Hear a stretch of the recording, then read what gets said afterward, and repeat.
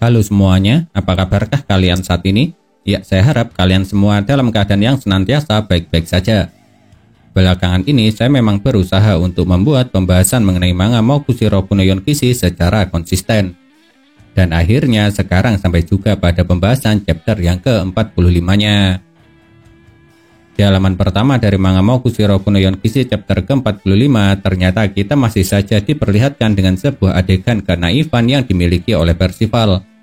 Naif karena merasa jika kata-katanya pasti akan didengar oleh dua orang kesatria kekacauan anggota Dark Talisman yang memburunya. Sebab setelah tidak bisa lagi kabur di chapter ini, Percival meminta agar kedua kesatria kekacauan tersebut tidak menyentuh teman-temannya. Karena yang memiliki masalah dengan mereka cuma dirinya sendiri.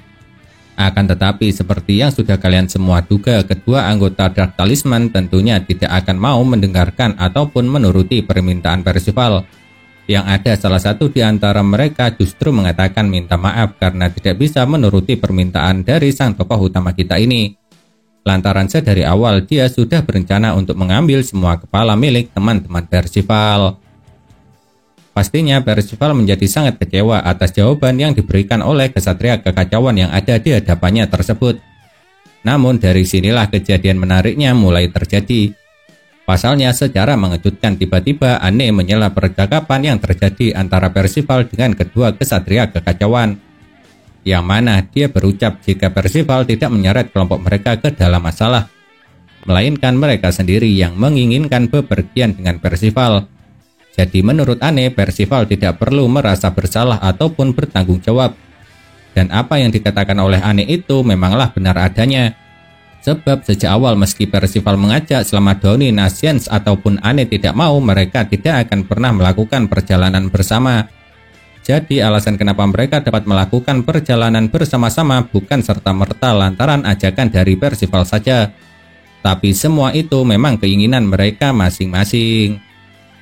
Di chapter ini kita memang bisa melihat ekspresi terharu Percival setelah mendengar apa yang dikatakan oleh Anne. Dan setelah berucap seperti itu, Anne juga langsung diperlihatkan maju dengan gagah berani. Maju ke depan untuk bertarung. Akan tetapi sebelum melakukan pertarungan sebagai calon kesatria suci yang baik, terlebih dulu dia ingin mengetahui nama orang yang akan dirinya lawan. Makanya kenapa Anne bertanya kepada dua kesatria kekacauan tersebut mengenai nama mereka. Sayangnya kedua anggota Dark Talisman ini tidak ada yang mau menjawab. Yang ada salah satu di antara mereka malah mengatakan kalau perkenalan diri sebelum bertarung cuma sebuah omong kosong. Lalu di saat itulah kembali Shin memberikan kejutan, di mana dengan santainya dia memberitahu nama serta julukan kedua kesatria kekacauan tersebut. Yang ternyata kesatria kekacauan wanita yang sebelumnya melancarkan serangan bernama Bargi si penyihir. Sedangkan yang mengendalikan Sleipnir bernama Doronak sang tak terkalahkan. Pastinya entah itu Bargi ataupun Doronak sangat terkejut. Tapi yang membuat mereka terkejut bukan karena melihat dan mengetahui jika ada rubah yang dapat berbicara, melainkan terkejut lantaran tidak menyangka kalau identitas mereka bakal diketahui. Padahal di kerajaan Camelot saja hanya ada beberapa orang terpilih yang akan mengetahui serta menyadari kelompok Dark Talisman. Yang itu berarti kelompok Dark Talisman ini merupakan kesatria tersembunyi kepunyaan Raja Arthur. Makanya kenapa tidak banyak yang mengetahuinya. Namun anehnya Shin malah bisa tahu identitas mereka dengan jelas. Itulah kenapa entah itu Bargi ataupun Doronak bisa menjadi sangat terkejut. Di manga Mokushiro no Yonkishi chapter ke-45 ini setelah diberi penjelasan oleh Shin, bukannya merasa takut atau gentar, Anne justru terlihat semakin bersemangat. Bahkan saking bersemangatnya dia sampai berani mengatakan jika Bargi atau Doronak merupakan musuh yang layak untuk dihadapi. Oleh sebab itulah karena merasa jika keduanya layak untuk dihadapi, makanya Anne memutuskan untuk menantang bertarung kedua anggota Dark Talisman tersebut. Dan anehnya sebelum bertarung Anne memperkenalkan dirinya sebagai seorang kesatria suci. Padahal itu belum terjadi. Bahkan bisa saja dia akan gagal menjadi seorang kesatria suci. Tapi dengan percaya dirinya, Anne sudah mengklaim kalau dirinya merupakan seorang kesatria suci. Pada kesempatan kali ini, Anne memang diperlihatkan menyuruh Percival serta Nasyens untuk beristirahat. Soalnya kondisi keduanya sudah sangat kelelahan setelah bertarung melawan Elgin. Dan Doni yang awalnya juga berencana untuk tidak ikut dalam pertarungan malah diseret oleh Anne. Tentu saja Doni pada awalnya menolak ajakan dari Anne tersebut, dengan alasan lantaran sebelumnya dia juga sudah bertarung melawan Elgin. Namun sayangnya alasan itu sama sekali tidak diterima oleh Anne. Pasalnya dia malah mempertanyakan apakah Doni akan membiarkannya yang seorang wanita bertarung sendirian melawan dua orang pria. Dan jujur saja apa yang dikatakan oleh Anne pada Doni ini kalau menurut saya sangatlah lucu. Sebab dia mengatakan jika kedua anggota Kesatria Kekacauan tersebut merupakan pria. Padahal dengan cuma dilihat sekilas saja seharusnya sudah diketahui kalau Barky merupakan seorang wanita. Walau dengan sedikit terpaksa, pada akhirnya Doni pun mau mengikuti Anne untuk bertarung melawan kedua anggota Dark Talisman. Dan pada awalnya dia memilih ingin bertarung melawan Barky saja yang memiliki tubuh kecil. Namun sayangnya keinginan Doni tidak bisa menjadi kenyataan. Pasalnya Anne malah terlebih dulu berlari ke arah Barky karena merasa tidak terima sebelumnya dikatakan sebagai ingus kecil. Jadi dengan terpaksa Doni harus berhadapan dengan Doronak. Dilihat dari bentuk tubuh serta ukurannya saja sebenarnya sudah bisa ditebak seperti apa kepribadian dari Doronak. Ya, betul sekali, dia bisa dibilang merupakan seorang kesatria kekacauan yang maniak bertarung dengan kekuatan besar. Dan buktinya bisa langsung kita lihat saat dia melancarkan serangan ke arah Doni. Soalnya serangan kapak Doronak yang meleset malah membuat tanah tempat Doni sebelumnya berdiri terbelah cukup lebar, panjang, serta dalam. Yang itu membuktikan seberapa kuat serangan tersebut. Pastinya Doni juga tidak akan tinggal diam begitu saja setelah diserang. Makanya agar kapak Doronak tidak bisa mencapainya, dia memutuskan untuk menggunakan kekuatan sihirnya. Menggunakan kekuatan sihir untuk membuat Doronak melayang. Akan tetapi sayangnya walau kapaknya tidak lagi dapat mencapai tempat Doni berada, Doronak ternyata masih bisa melancarkan serangan. Sebab setelah dibuat melayang oleh Doni, kesatria kekacauan ini langsung saja menggunakan kekuatan sihirnya yang bernama Impact. Sebuah teknik sihir yang menurut Doni mirip seperti yang pernah digunakan Pelekardi dulu ketika melawannya.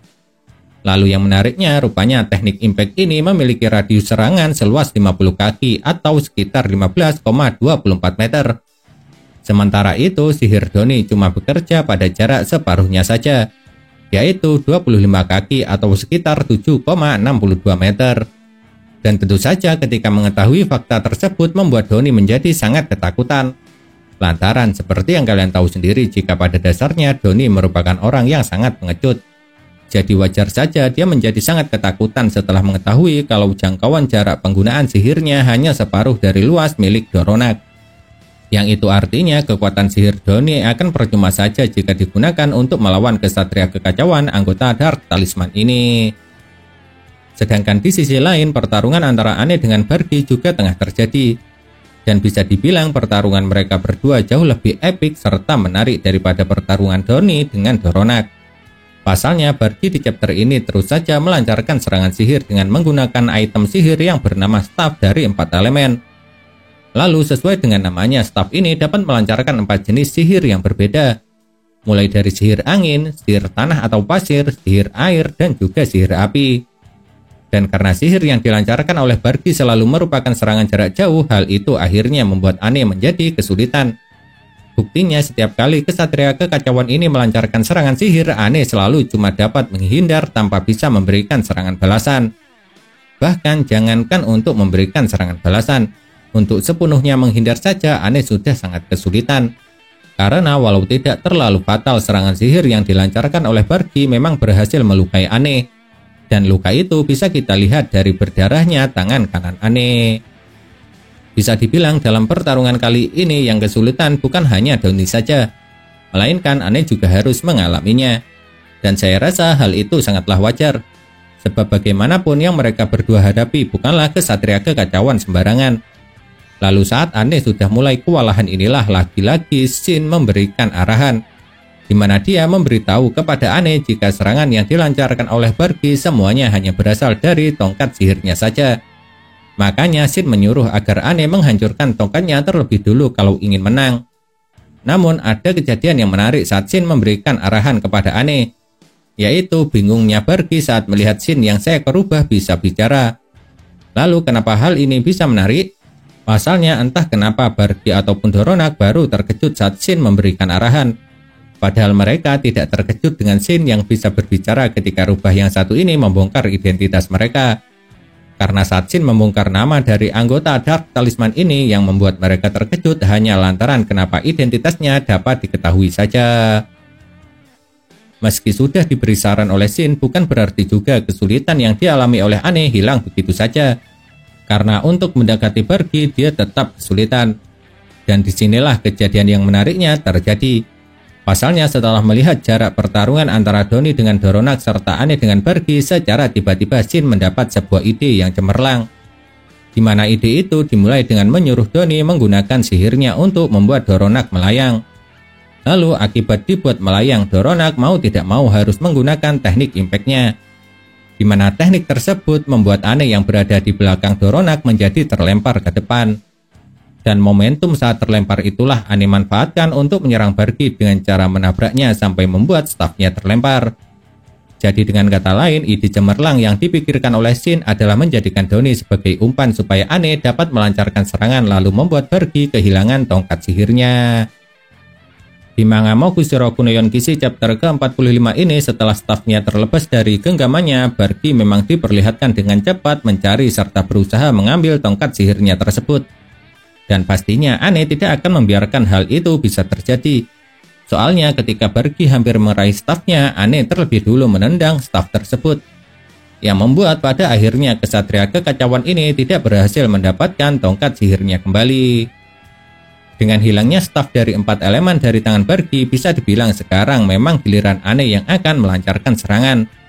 Karena di pertarungan mereka sejak awal yang melancarkan serangan cuma Bergi, sedangkan Anne selalu bertahan saja. Akan tetapi meski sudah kehilangan stafnya, rupanya Bergi terlihat masih sangat tenang serta percaya diri. Sebab dia berpikir walau tanpa stafnya sekalipun, Anne tidak mungkin bisa untuk mengalahkannya. Lalu di saat itulah untuk pertama kalinya sang kesatria kekacauan ini menggunakan kekuatan sihir pribadinya.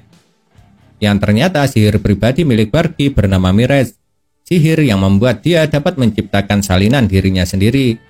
Dan saat dia menggunakan sihir ini, terciptalah 6 Bergi lainnya. Lalu sekarang ada 7 Bergi yang ada di hadapan Anne. 6 yang lainnya palsu, sedangkan yang satu merupakan yang asli.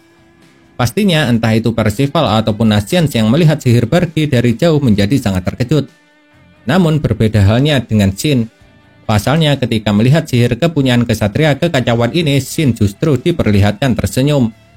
Dan senyuman itu seperti sebuah senyuman ejekan. Lalu kenapa Shin tersenyum seperti itu? Jawabannya sangat sederhana.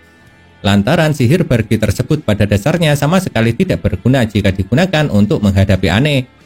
Alasannya karena mata spesial Anne dapat melihat kebenaran yang ada di hadapannya. Jadi sihir Bergi yang kegunaannya untuk menipu musuhnya tentu tidak akan berguna kalau ada di hadapan Anne. Buktinya di chapter ini setelah kesatria kekacauan ini menggunakan sihirnya, Anne malah diperlihatkan menunjukkan wajah mencemoohnya. Mencemooh karena menganggap apa yang dilakukan oleh Bergi merupakan sebuah tindakan yang sangat bodoh. Dan setelah itulah dengan cepat serta santainya Anne langsung menusukkan rapier tepat di dada Bergi. Yang membuat seketika itu juga kesatria kekacauan ini tumbang. Dengan begitu, sekarang dari kelima anggota Dark Talisman tinggal 2 lagi yang perlu dikalahkan. Lantaran Tamdu, Elgin, serta Bergi sekarang sudah kalah. Nah, itulah yang dapat saya sampaikan mengenai manga Mokushiro Kuno Yonkishi chapter ke-45 ini. Kalau menurut kalian, kejadian manakah yang paling menarik? Apakah kalian mempunyai pendapat? Jika punya, jangan pernah ragu untuk menuliskannya pada kolom komentar. Karena komentar itu sangat berarti bagi saya atau teman-teman lain yang membacanya. Sebab komentar kalian tersebut bisa dibuat menjadi referensi atau bahan untuk saling bertukar pendapat di antara kita semua.